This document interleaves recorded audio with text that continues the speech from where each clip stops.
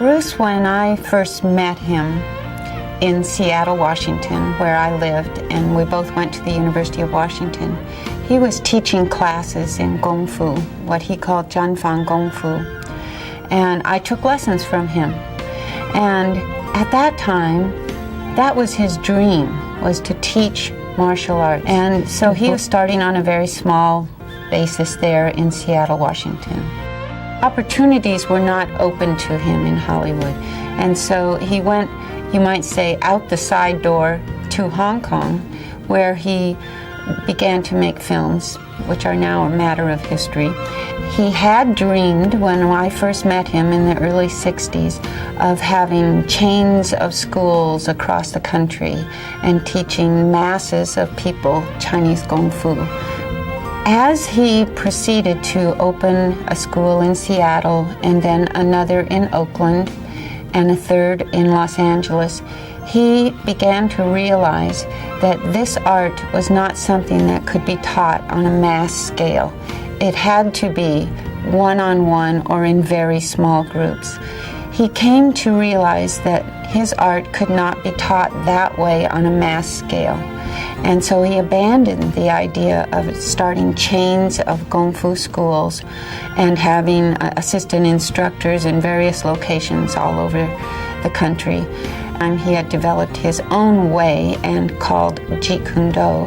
His dream, you might say, of the way that he would translate and impart the message of his beautiful Chinese culture to the world.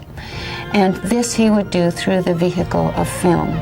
Bruce would be most proud to say, and to have people say about him, that he was a real human being who communicated the truth of his art through his actions and his presence on the screen.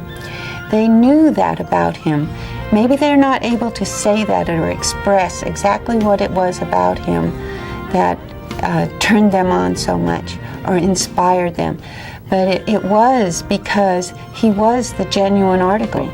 He was vibrant and he was full of life and he was the real thing. And I think that really comes across and inspires people to want to better themselves, be a better martial artist, a better person, a more real and genuine person. Violence is not the answer to every situation. And so while an emotion that may be aroused by a confrontational circumstance may lead to a violent reaction in a film, in our daily life, we need to be able to subvert that outlet so that we can all get along in a humane way. So use martial arts as a mental self-defense.